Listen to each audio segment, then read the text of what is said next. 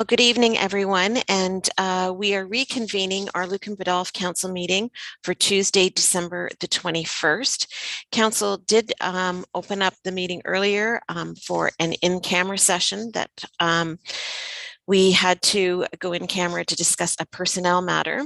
So, and I should let everybody know that's watching that I did ask for any disclosure of pecuniary interest for this meeting, and there was none. But coming out of this meeting, Council does have a motion in front of them to consider, and it is worded as such.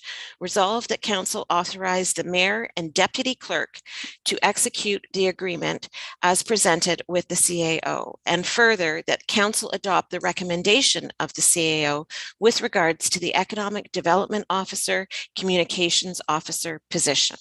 Can I get a mover and a seconder for that, please? Councillor Regan and Councillor Westman.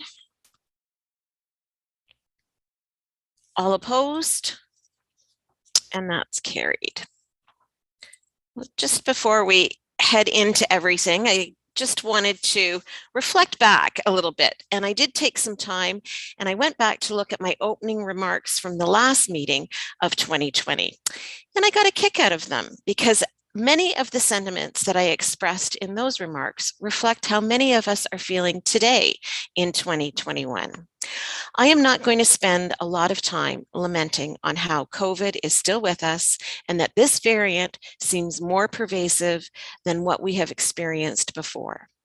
I am going to ask you, though, once again, to continue to do your part. If you are eligible for a booster, please make arrangements for that appointment. Now, I know that there are some technical challenges out there, but be patient. Keep your eye out. Many of the bigger box pharmacies are offering walk-in opportunities. The health unit will be expanding the hours of the Mount Bridges Clinic in the new year. And our paramedic services is finalizing details of mobile clinics that they will be hosting in various communities across the region. Please follow our social media as those details firm up and are announced. We can certainly spend a lot of time debating how things are being handled, but what is not up for debate is the tool in the toolbox, and that is the vaccine. Please think of yourself, your family, and your community. Do your part and get the vaccine, whether you still need that first dose or a second dose or the booster. Do your part. As I have so many times over the last 21 months asked you to, I'm asking you again to consider the mental well-being of neighbors and family members who may be experiencing further isolation and heightened health problems because of how we are living. Holidays in the best of times trigger stresses. On top of the pandemic, well, we need to be looking out for others. We know that many of our neighbors are quarantining at the moment. Please consider doing a grocery run for them. Pick up an extra coffee. Offer to pick up takeout for them. Call someone just to chat. There are many community resources to assist those in crisis. Information and links can be found easily through many community resources. If we don't look out for each other, who will? We are in the season of giving, when patience and kindness should surround us. Be kind to those behind the grocery checkout or through the drive-through. A little kindness goes a long way and will help us get through this latest wave. As this will be the last meeting that we meet as a council before the holidays, I want to extend to all of you, to council, to our staff, and our residents, the very best for a blessed and meaningful holiday season. As I reflected on last year, this year, more than ever, whatever and however you celebrate, take the time to celebrate and reflect on all that is important and all that you are blessed to have and to experience. As challenging as this year has been, in some respects, it's been dark. Holidays, both religious and secular, do provide light in the darkness. So from me to you, Merry Christmas and cheers to 2022. We do have a delegation tonight, and I see Brian's joined us, and I'm pleased to welcome Brian Horner, who is the General Manager from the Asable Bayfield Conservation Authority. It's great to see you, Brian, and have you with us tonight.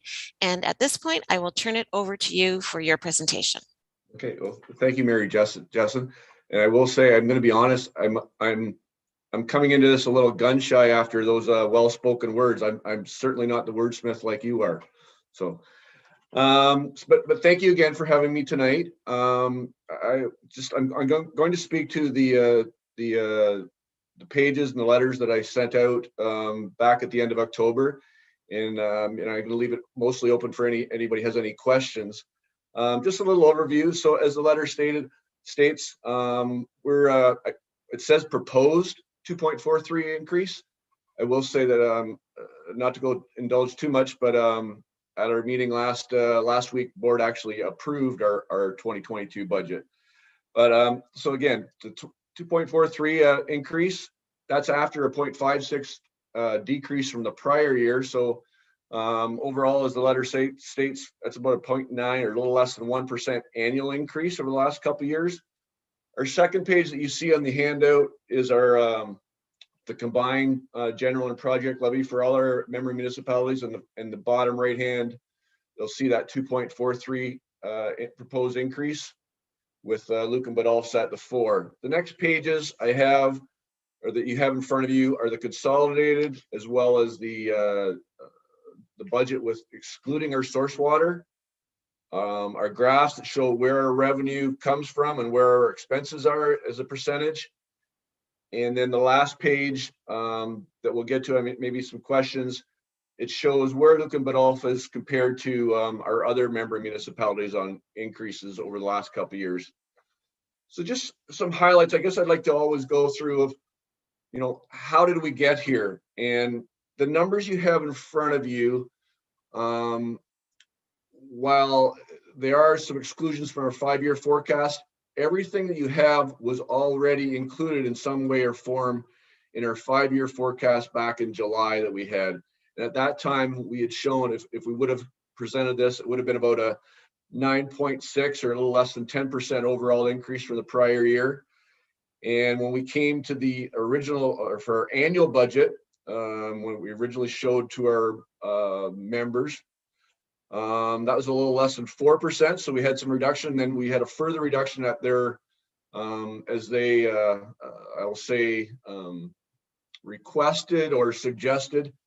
And we actually came back at a 2.43% increase is what you have in front of you. And at that time, what we're required to do, and we did, is to send it out to our member municipalities for their review, and which is a minimum of 30 days. And that's where we came to at our board meeting last week.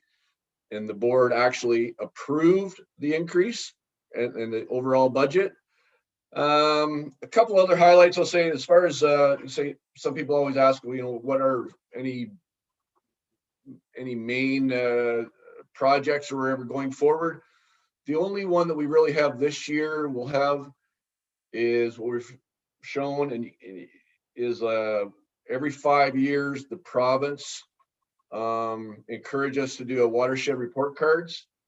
And that's in here, included in the overall number, and it's about a $20,000 project levy.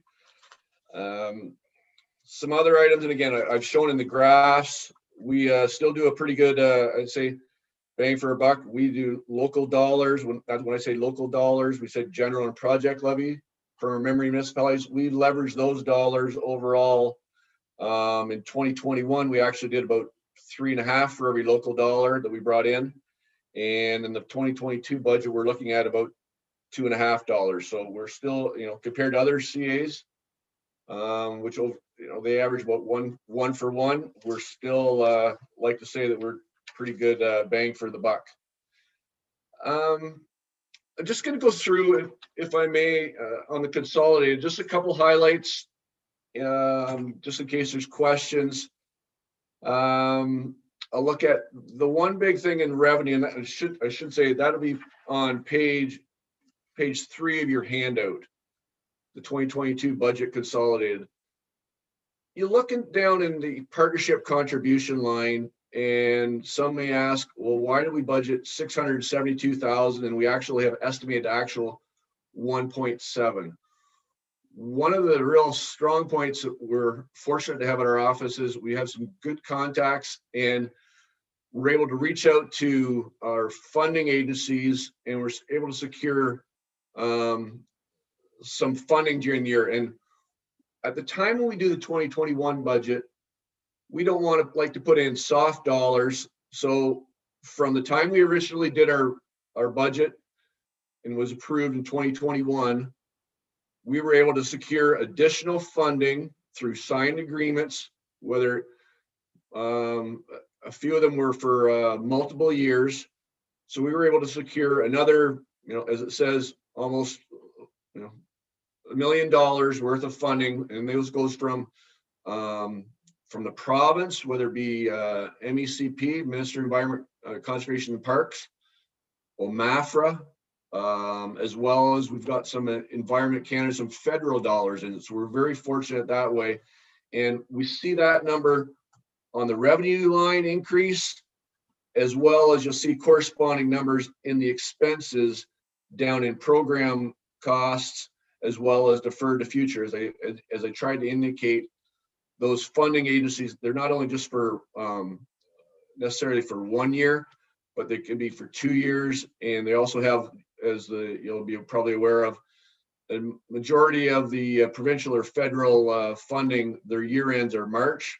So that ours are December. So we have the deferred at the end of the year. So those are some big fluctuations, and quite often it's hard to explain. But that's what those are. As far as expenses, the other one I like to always address is if you look down in maintenance and repair, we see big fluctuations. We usually budget for what we call water erosion control infrastructure projects. And that's dependent on whether the province, we always have to submit those. And whether you're familiar, whether the province approves them. If they do, we go ahead with the project. If they don't, and it's not an emergency project at one of the municipalities, we don't go forward on that. So that's why we see a big decrease in the maintenance and repair. We did have one, I'll say it was a project down in the Lambton Shores area for Walker Drain that we had an estimate of about $150,000 of the total project. They only funded a portion of it for initial study. So that's why you'll see a big decline there. The other one we'll say is, it's in the wages and benefits line. We approved, and the board approved, a 2% increase in the pay grid. So we've got that number in there, and some may say, well, why is the number at the far side? It actually says 3.9%. Like member municipalities, we have not only we have it on the pay grid, but we also have people that are moving across on the levels, different steps. So that's, combine the two, that's why we get over to the 3.9%. So those are some of the highlights of the consolidated. I guess the other one I'd like to make you aware, and I always say, and I'll say Lucan Biddulph, I always like to say, has been fortunate the last few years as their apportionment has gone up. And I see that as, some may say that's a negative, but I see that as a positive because obviously there's the growth as compared to our other member municipalities. But the one thing I like, well, you look on the second page, and it says, or I should say the very last page, it says over the last 3 or 4 years, we actually, Lucan Biddulph's, we've always seen a bigger increase in the percentage, and might say that we've seen $8,000 to $9,000 increase over the last few years. Based on the numbers that we've received from the province, I've looked at it, and for Lucan Biddulph, per capita, so as the assessment goes up, obviously the population goes up on a per capita basis over the last 3 years in total. Lucan Biddulph's dollar per capita has went up 80 cents. So yes, it's gone up some big percentages, as you can see, but based on population, we're looking at 80 cents in 3 years.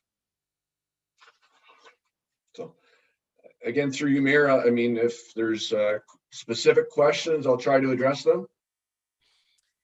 Okay, thank you for that, Brian. Any questions from my colleagues? Deputy Mayor Manders and then Councillor Regan. Hey, Brian. I'm just wondering, can you think of anything maybe our municipality doesn't take advantage of, like other municipalities, of things that either you offer at your facility or that you come into the communities with? I'm just, again, wondering, you have a lot of resources, and I'm just wondering if there's anything you think of at the end of the year and you think, you know what, I'm surprised, Lucan Biddulph didn't participate as much in this, or I'm surprised that how much they did participate in that. I'm just wondering if you could comment. Yeah, no, that's a good question. I'm not sure where he is on everybody else's monitor, but I'm looking up in the right-hand column with your CAO, Ron. Your municipality reaches out to us. I think we have a very good relationship. I look at the education programs. We know, and through our member, Mr. Westman, Lucan Biddulph with Wilberforce, they take full advantage. I think it's great. We have a great rapport with the stewardship projects with the tree planting. So I think Lucan Biddulph does a really good job of it. And I know we've also reached out to them because we've looked at some potential funding with the floodplain mapping, and as far as funds coming through, we've reached out to Ron, and it's just not at this time per se, but in the big picture, I would have to say that Lucan Biddulph does a very good job of it. I think they take advantage of what we have to offer. So I'm not sure if that answers your question. Yeah, but, I was just more curious if there was something in there that you thought we could do a better job of. So thank you. No, there's always room for improvement. But I say Lucan Biddulph isn't lagging. Okay. No, thank you. Councillor Regan. Thank you, Madam Mayor. Thank you, Brian. I just sort of along the same lines as the Deputy Mayor. Just there's on the first page it refers to the modified current value assessment formula, and again, just wondering if and I don't know what that is, and I'm just wondering if we knew what it was, a little more education on it, or residents, if it sort of would help with any increases or just mitigate any increases. No, it's good. I think maybe it had the question was raised last year as well, but in those assessments that we get from the province, there's different factors that go into it, and I'll just read the numbers that they've given me. Values for residents are given a value of 1. Farmlands acreage are given a value of 0.25. Commercial or multi-residential are given a value of 2.1, and managed forests at 0.25. So all those factors in, that's what comes into that modified value assessment. How Lucan Biddulph would rate to others. I think they're probably moving more into the residential and multi-residential. It gets a bigger factor, but again of the day, I see that as a positive in the big picture for Lucan Biddulph. Right. Okay. Thank you very much, Brian, and thank you very much, Madam Mayor. Paul, any other questions? Okay, Paul. Just if I may, through you, Madam Mayor, Brian, while you're here, I just want to take this opportunity to thank you and your staff. They've been very helpful with our Parks and Rec department we've done some tree planting with your team and some wetland planting, and they've been very successful projects, and I think the community was happy with them. Thank you. I just have a couple questions, or maybe just clarification. So just on the assessment that we have, I think it's important, if I'm correct. So even though our municipality is served by 2 conservation authorities, we've got the ABCA, and then we're of course got Upper Thames, but not each conservation authority runs through the whole municipality. We're assessed on the whole municipality. So even though ABCA is looking after this corner of the municipality, everybody, you take in the whole population, right? Yeah, well, if I may, so we get the it's not so much the population. I mean, I can send you the form. It's more of the as you see in that very last page when I talked about the apportionment analysis, it has the second column has a value of 68%. So it's of Lucan Biddulph, 68%. And I got to be honest, I didn't do the percentages. That's what it's been there for a number of years. 68% of Lucan Biddulph lands in Asavo Bayfield. Mhm. So when they look at the total, and I've got the value, the total assessment value that they have for Lucan Biddulph, they take 68% of that. And of course, Oh, okay. and corresponding, you know, and I don't mean to say it doesn't matter, because it does per capita, but the population, they just take a 68% of that as well, whatever they have the value of. But when I look at the numbers, you know, that population number certainly has gone up. Yes. Yeah. Yeah. But that's, and you know what, I can send, if it helps, I can send that to your CAO, because that's what they do. They take the total assessment value based on the percentages, and then they group them all in together. And that's Okay. what you see if you look at, again, we'll go to the last page. It Mhm. has, and I got to be honest, I get my numbers maybe wrong. The total amount at the very bottom for 2022 has, I think it's 9 billion. Mhm. So we're looking, but all 68% of their assessment is 536. Yeah. When they look at everybody else's percentage, everybody else is at 8.5. Yeah. That's what they do for their calculations. I guess but it's 68% of the whole of the municipality. So it doesn't matter. So I think maybe,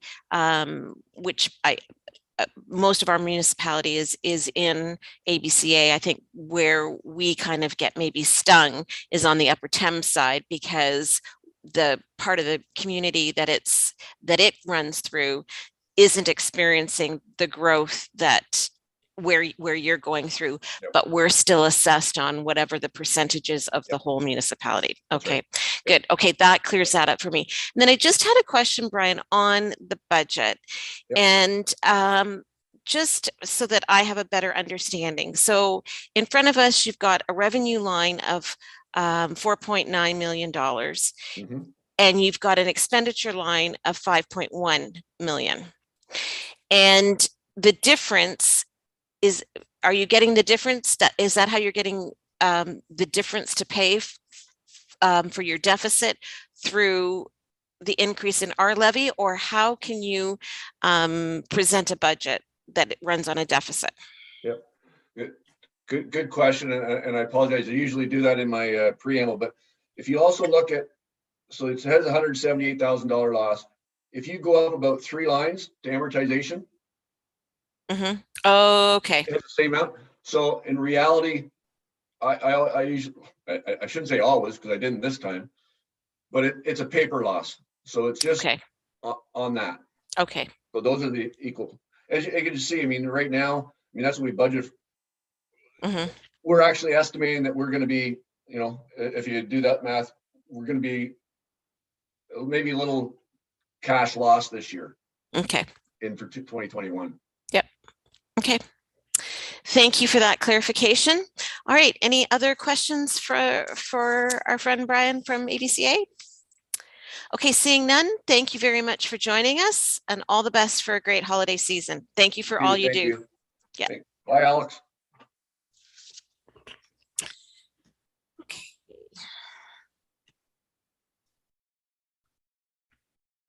Okay, so we have the minutes from Tuesday, December 7th in front of us. And unless anything has to be amended, I would ask for a mover and a seconder to approve the council minutes of December 7th, 2021 as circulated. Councillor Hodgins and Councillor Regan, all opposed? And those are carried. And from the business arising from the minutes, I believe everything is ongoing, but I believe there was going to be hopes that the Animal Control Services was going to be brought up tonight, but that'll be the 1st of January. But we look as though we found a solution, correct, Ron? Yes, I can speak to that now, Madam Mayor, or I can wait Yep. for my report. You can speak to it. Some bad. Yep. Okay, so I do have the draft report. I finally got approval from Hillside Kennels in Innerkip this morning. I thought it was a little late to be sort of springing that on council tonight. So it will be brought forward on the 4th of January, but positive news, they are on board for the first of the year. So, and I think council will be very happy with the deal we've got with them. Okay. Any questions in that? Okay, then we will move on to our correspondence. So there's a number of items that we have received, but I don't think that there's anything in particular that has been pulled. Was there anything anybody wanted to speak to? I might just make mention of the first letter that is there, and it has to do with a new mental health support program that is being supported by the Wraith Family Foundation. And there's information there, and I think we'll look towards somehow getting that out to some of our partners and to our out through social media, so that our residents know of this new program and how it's being offered. But that looks like a promising program. Okay, can I get a mover and a seconder to receive our correspondence items for information? Councillor Westman, Deputy Mayor Manders, all opposed, and that's carried. On to our committee reports. Blue Water. No, we take December off. Oh, I see. CEDC. Nothing. Looks like they took December off too. Lake Huron, we did have a meeting at the beginning of December. It was a quick, efficient 12-minute meeting. We just had to approve a contract for a capital program that we are initiating, but nothing to report there. I will say that Jeff and I did sit in on a steering committee meeting. I think we've reported back a few times that Lake Huron, and council will remember that Andrew Henry did come and present to council, I guess it's a couple years ago now, about a governance change. And so we're in the midst of those discussions, and I would say that probably in the new year, maybe look for more of a formal report of information coming forward, because there will be some decisions that will have to be made. But I think at this time, it's just a heads up that we'll bring something more formal into the new year. But it's a lot of information. And it's very dry.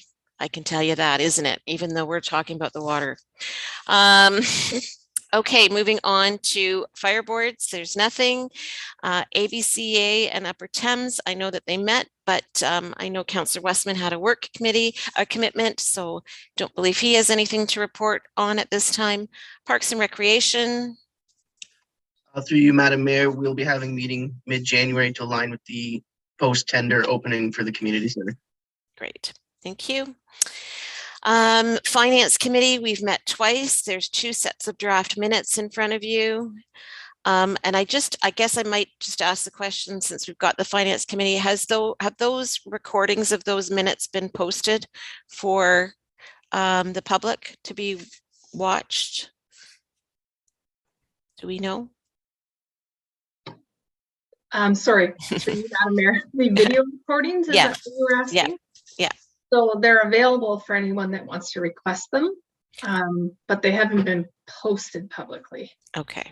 The minutes obviously are included in this council agenda, but the videos are available, and we have had members of the press request them, and they have been sent on. Okay. All right, thank you. On to staff reports. Ron. I kind of covered the animal control contract, so that will be coming forward on the 4th of January. So the only other item I did have was our staff did manage to complete the Ontario Fire Marshals and Emergency Management annual report. So that is the one from that Bettina was talking about at our last emergency management meeting. So that has been completed and has been formally submitted before the December 31st due date. you should be getting a confirmation email soon, Madam Mayor. Okay. That's it. That's all I got. Great. Any questions for Ron? Okay. Nothing from building finance. Catherine. We're just busy working on year end and also getting the water bills ready, and they'll be out the end of next week. Any questions for Catherine? Okay. No planning. Public Works. Jeff. Good evening, Madam Mayor. So I do have one report. The last council meeting, I did touch on this because there was a request from the community to provide winter maintenance to the trail that we have that exists at the Campanelli Swim Pond. In it, or at that time in the last council meeting, it was discussed that the information should be brought back to council in the form of a report. So this is the report. I am in my recommendation. I am recommending moving forward with the winter maintenance on that trail system. I think when we go through the report, you'll see that one of the highlights, or one of the main things that council has in the strategic plan, is that they're one of their main goals of the strategic plan is to create physical activity throughout the community, and this is an ideal situation where there are people walking year round on these trails, and that if we can maintain them year round, safely, it promotes that in the community. So that's really the reason behind recommending this. And this is not something new. There's other municipalities. I know Middlesex Center has started also looking at some of their trails. And the reason why I would recommend the Campanelli Trail is because it's paved. We've invested, we do have a good trail system there. It's paved, it's in really good shape. So I think there's a difference between maintaining a trail that's maybe, a gravel trail versus a paved trail. We can do this one very easily with our sidewalk machine. I talked to staff about it. They had no concerns. Certainly will not add a lot of time per day in that activity. So that's along those lines. So the impact of the budget, though, I did kind of want to make sure that there is council is aware there is a cost to it. I would think that on a quick just figuring on 5 applications per week for 12 weeks, there'd be an additional $900 in labor and material costs. And I included a little bit for fuel and for salt application. One of the things I wanted to make sure that I pointed out in this report to council, though, is this is a new service level. Trail system, it doesn't go from point A to point B. So it's not about people needing to walk this. It's more about the activity of it. So that's one of the reasons why this report comes to council, is because it will change the service level that we offer. And I think that's important that council recognizes that in other places. And the other thing I just wanted to touch on, and although I didn't touch on in the report, we do have a couple of other smaller sections in town in Lucan that we also currently do maintain, if you want to call it, it's a type of a trail very similar to this at the Market Park. And we would probably look at the little trail system that is at Elm Street Park as well. It's minor in the scope of doing the sidewalks, but it's like I said, it's a different level of service. So I'll leave it at that. And if council has any questions, I'm available. So. Okay, thank you for that, Jeff. Any questions on this? Councillor Regan. Thank you, Madam Mayor. Thanks for the report, Jeff. I do have a question and concern about the use of salt. And you're saying that the pond already accepts sort of that the salt off the streets, right? That goes right directly into the pond. My concern is from the edge of that sidewalk down that slope to the pond. And I'm just worried about what the impact would be on any wildlife is in there or the plants that I know I was up to my knees in planting one time with Paul. So I'm just wondering if that's just, I know because that salt's going directly into the pond, but there's that slope there. So I'm just wondering what effect that would have. Yeah, and through the Madam Mayor, it definitely, there's not going to be a lot of salt use. So I mean, it'd be no more than the sidewalk that goes along in front of your home. So you can see, you know, the effect of the salt along the lawns. It's not killing the lawns and the trees along the sidewalk. So I don't have a large concern over the plantings along the edge of the pond. You know, I would be more concerned about it entering the water stream. But like I said, this is a drainage or a stormwater management pond that does accept a volume of road salt in it. So I'm not concerned on the environmental aspects of it, in my opinion. But Paul does have his hand up. So, okay. Thank you, Jeff. Go ahead, Paul. If I may, to you, Madam Mayor.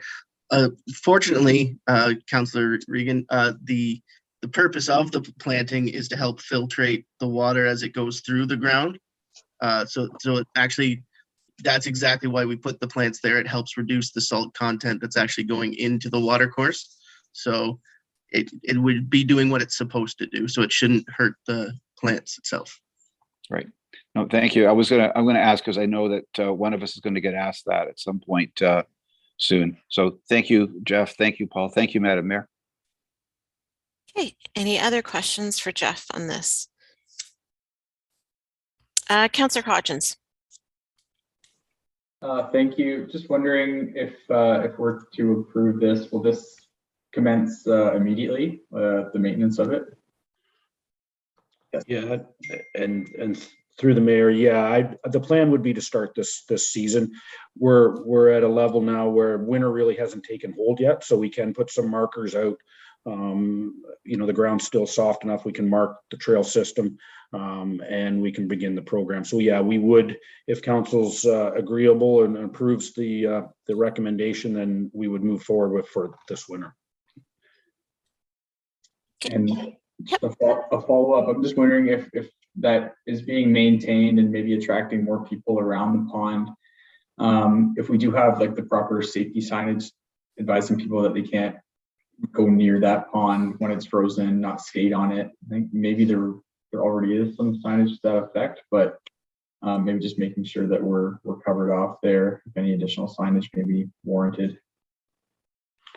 Yeah, and last year we found with the colder winter, we did have a lot of people trying to skate and do stuff on some of the ponds. So we did make it an issue last year to put up a design sign that you know, warns people away from activities, whether it's skating, swimming, and that sort of thing around the ponds. But when I talked to Paul about this, we thought maybe by maintaining and allowing more people walking around the pond, that we would maybe discourage people from taking advantage of the skating aspect of it, just because the signage is there.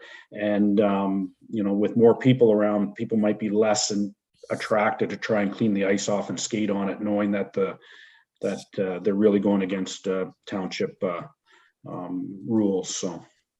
But it was a concern. We did talk about it with Paul. So, okay, Councillor Hodgins, looks good. Any other questions, comments? Okay, then we've got a recommended motion in front of us that report number PW-27-2021 be received, and that council direct staff to include the trail located around the Campanelli Stormwater Maintenance Pond in the township's winter maintenance program. A mover and a seconder for that, please. Councillor Hodgins and Councillor Westman. All opposed?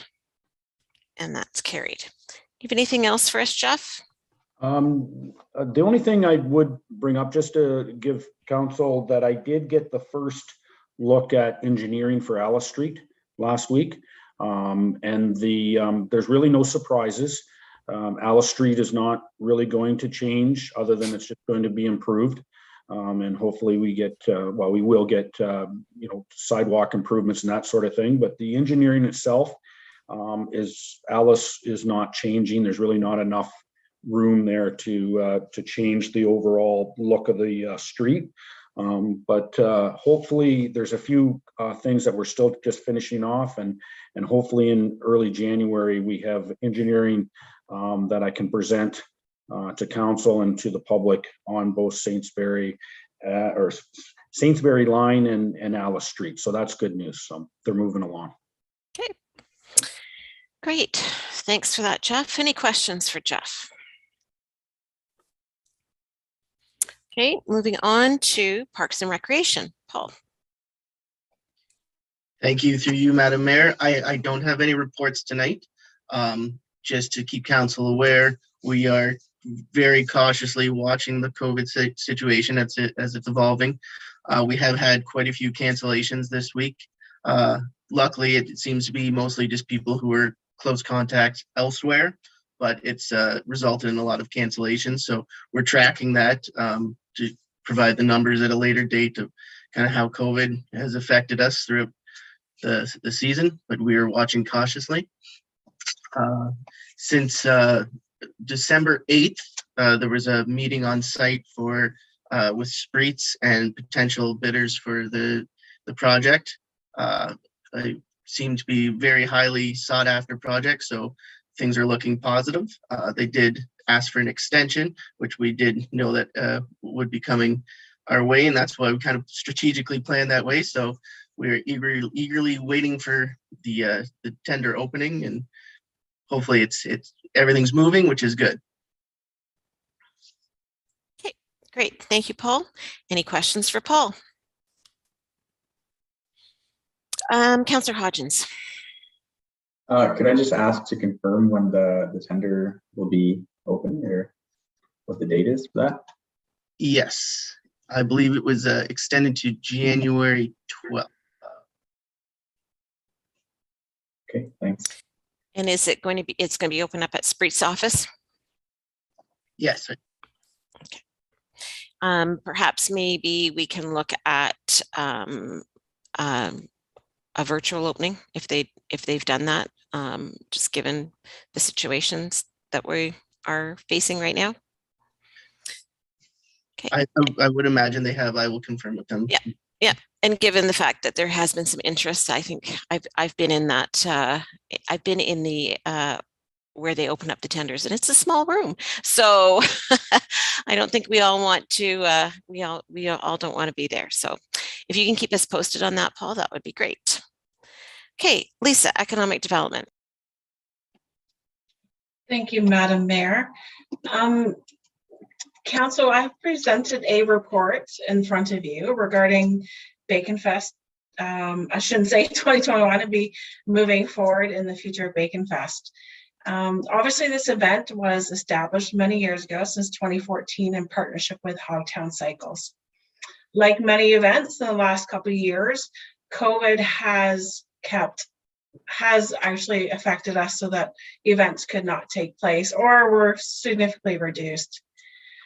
That gave us some time to kind of to think about things while we had some time off. And like I said, in the report, there are some points that we have, as staff, have discussed that we would like to bring forward to council as potential barriers and issues going forward if we were to continue on with Bacon Fest for the municipality. I'm not regarding just our role in the event. Obviously, the community center will be under construction next year. We've always had an issue recruiting and keeping volunteers for the event. Obviously, anyone who's been to Bacon Fest and who's seen the numbers, it takes a lot of volunteers and staff to coordinate, not just beforehand, but just day of. And we rely on staff very heavily that day. And as the event grows, it just becomes more obvious that that's maybe not something that we can keep doing ongoing. Same with volunteers. We get a few that will volunteer, and then everyone wants to go enjoy the event, so no one wants to work a 16-hour day or that sort of thing. So it kind of makes it difficult to have volunteers assisting us. And then, of course, with COVID, we are uncertain of the future of what it might look like with Bacon Fest. Unlike some of the other events you may see that could move forward, something like a Sunfest in London or concerts, all of those are controlled entry. So there's entrance and exits, there's people counting. It's very much controlled. Bacon Fest is pretty wide open, and to have 35,000 to 40,000 people coming in off of every street, there's no way we can manage that if there were some restrictions moving forward. That also kind of gave us a bit of a realization of, with those crowds, maybe certain things that could happen health-wise. Maybe it's not COVID-19, but moving forward, it's difficult to have that many crowds, and you worry about some of the things that could occur safety-wise as well. So kind of given all these kind of factors, we talked to staff, and I think we would like to present to council that maybe we pull out of our partnership in Bacon Fest and we focus on smaller community family events, something like Summerfest, expand it a little bit more, and creating other little things throughout the summer that will maybe keep events downtown and businesses promoting them by having little things happening throughout the whole year. And I think that's maybe a better focus for us moving forward. So as such, we're kind of recommending to council that going forward, we withdraw our partnership in Bacon Fest. And again, we focus on smaller community events throughout the year. So. Okay, thanks for that, Lisa. Questions, comments, commentary? Councillor Regan. Thank you, Madam Mayor. Thank you very much, Lisa. I just want to go back to the one point about refocusing on smaller community events, and I think you've covered it off nicely. I mean, I totally support, the frequency. We, all 4 seasons, having smaller events and promoting, businesses downtown. There's entrepreneurs in the community that I know, for example, we have the farmers market and those sorts of things. And that's the kind of thing too that I think when we talk about, and we've talked many times about the small town sort of feel. I mean, I think any opportunity we have to allow people to connect in those smaller venues. And I guess my only question would be that when we talk about smaller community events, are we going to have are they going to be frequent? Are we just going to maybe have 3 or 4 more? Are we going to be looking at maybe 8 or 10 or 12?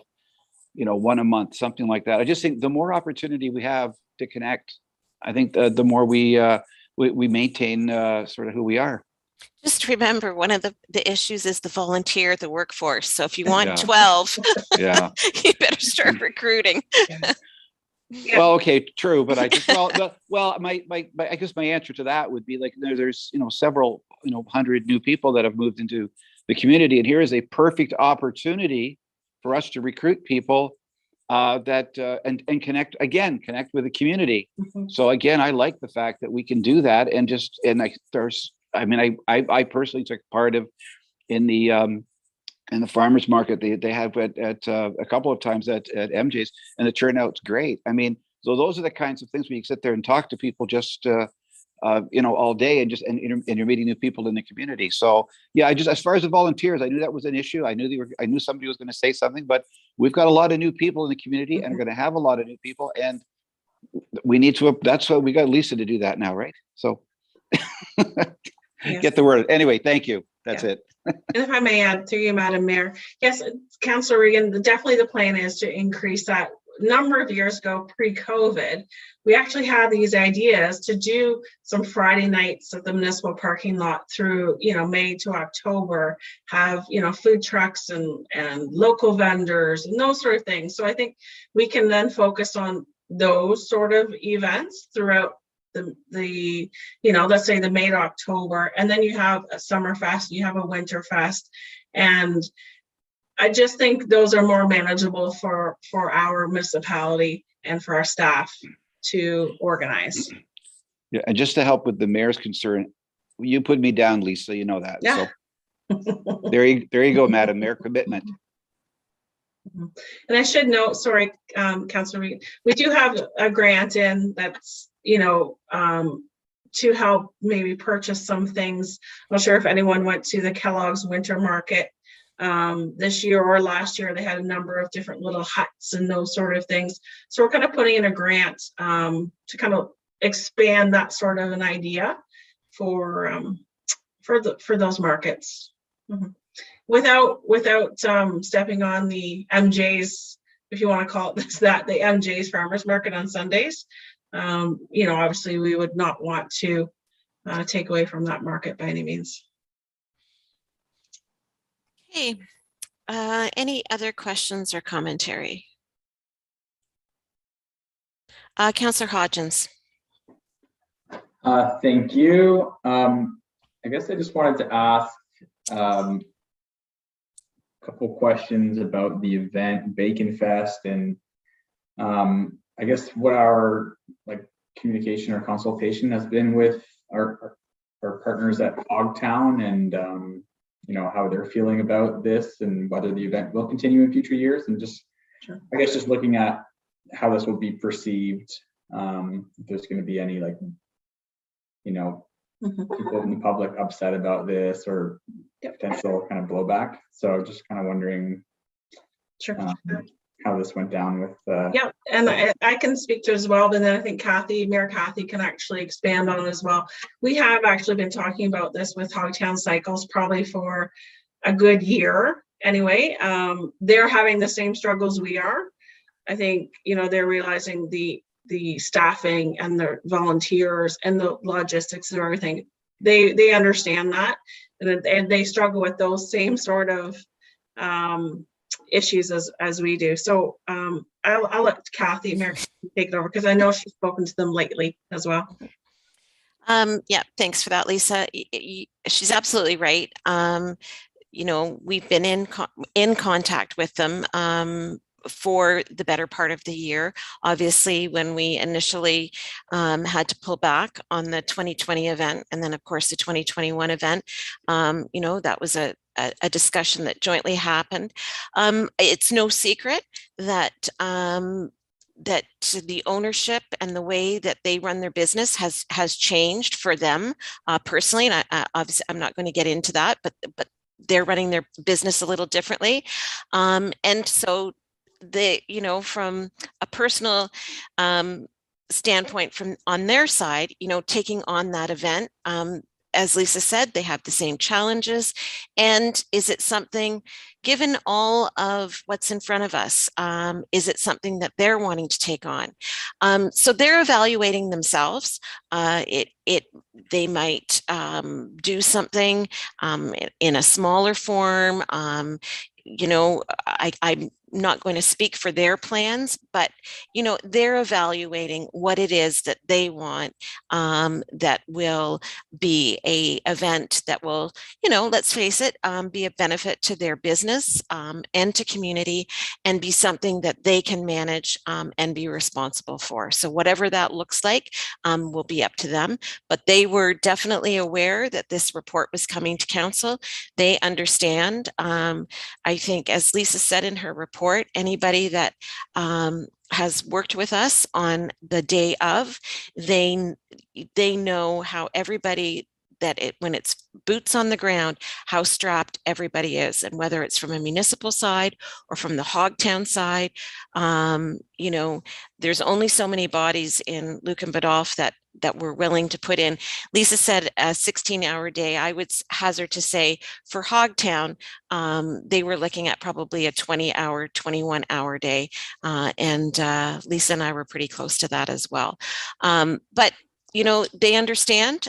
They know that the majority of the work was done by municipal staff, and while it's been a great benefit and it's been fantastic for the community, it's gotten to a point where we can't tax our staff to that level anymore, and they're certainly understanding.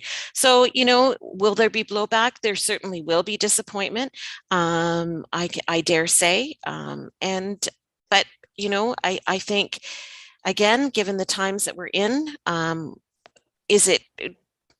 we ready for another large event that hosts over 30,000 people in our community? Are we ready for that, even if things are great in the summer? And I think everybody can understand the reluctance to jump into that at this point. Any other follow-up from that, Councillor Hodgins? No follow-up. Thanks for all that. Great. Did you? Okay. Any other questions or comments on that? Okay, so we do have the recommended motion in front of us that Council receives report EDC-14-2021 and approves the recommendation of staff that the township formally withdraw from their part in organizing Lucan Bacon Fest, and further that staff are authorized to develop smaller community events going forward. Can I have a mover and a seconder for that, please? Deputy Mayor Manders and Councillor Regan. All opposed? And that's carried. Mm-hmm. You have anything else, Lisa? Actually, just, I know we're done with this discussion, but I actually just want to take a moment to actually really thank Hogtown Cycles and all our community partners that we worked with over the number of years to create it, like the Lions Club and the Legion and the Lisa Coddington from the Scouts and Guides. Like, it took a lot of people to organize the event for a lot of years, and they gave up a lot of time. And I just really want to thank them and appreciate them, as well as our staff that took mandatory non-holidays on that day to come and help us create the event. So I just wanted to thank everyone for that. I would definitely echo those words, because it was certainly not an event that was, you know, put together overnight, and it really was. It took a lot of hands to pull it off, and you know, a lot of the success from the municipal side of things. The congratulations needs to go to Lisa, because she really was the organization behind that. But you know, I think that we have a lot as a community to be proud of from a municipal standpoint. You know, Hogtown, they took this on from a private business side of things, and what we were able to pull off and what we were able to host for a small community, it put Lucan on the map, it put Lucan Biddulph on the map, it put the county on the map, and you know, it's something that we should be proud of. And you know, knock on wood, you know, every event really did go off without a hitch, and we should be very proud of that. So thanks for that. And so that's it, Lisa. Okay. All right, then councillor comments. Councillor Regan. So as we all know, there's absolutely no manual for a municipality to run a township during a pandemic, yet we've managed to do that. And I just very quickly, because it's the end of the year, and just wanted to say just how very proud I am to work with members of council pulling off what we've pulled off this year, considering the restrictions we've had, and staff. When I think about, and just in their own personal lives, things that have happened with staff, and then just keep on going and keep on going. I think it speaks to to the leadership that we have and the leadership that we've shown. So I just want to say thank you very much to staff. Thank you to my colleagues on council. It has been an honor, and I have a call into my people, and 2022 will be better. Thank you, Madam Mayor. Okay, I'm going to grab a Sharpie and I'm going to write that down word for word. I'm going to play the recording back because we now have the guarantee from Councillor Regan that 22 will be better. So Yes, I mean, yes, write it down. Yeah. I will. Well, thank you very much for those words, Councillor Regan, and I think we would all echo that. Any other comments? Councillor Hodgins. I would just like to quickly commend staff for the excellent job they did on the community guide that we all got in our mailbox. It looks fantastic and there's lots of great information in there. So I just like to say thank you to everyone who helped put this together. Well, that would be Abby, that she really ran with it, and it really does look good. So congratulations. Thanks for that, Jaden. Other councillor comments, Councillor Westman. I guess this is the retired firefighter coming out in me, but I guess the one message I would have for everybody is to, when you're traveling to your families or places where you'll be celebrating the holidays, drive safe, take your time, don't take chances, stay alert, because every year that I served on the fire department, our Christmas Day was interrupted with tragedy. So we want not to bring the mood down, but we don't want anyone to feel the kind of pain that we see as firefighters and first responders. We don't want anyone to have to go through that. So take your time, schedule ahead, plan your trips, and be safe, because it can not only take away people from your life, but it can also ruin the rest of your life. So make Christmas a safe and happy time for everybody, and just be safe. And when you're gathering with your friends and family for the holidays, remember, we're still in a pandemic, and social distance, wear your mask, sanitize your hands. It's all very simple stuff. So be safe, be happy, and happy holidays. That's it. Thank you, Alex. Any other comments, councillor comments? Okay, then we will move on to no changes to budget, any notices of motion. Then we'll move into motions and accounts. We have in front of us the accounts from November 2021. The motion in front of us is that the Council of the Township of Lucan Biddulph receive the attached accounts as paid for information as follows.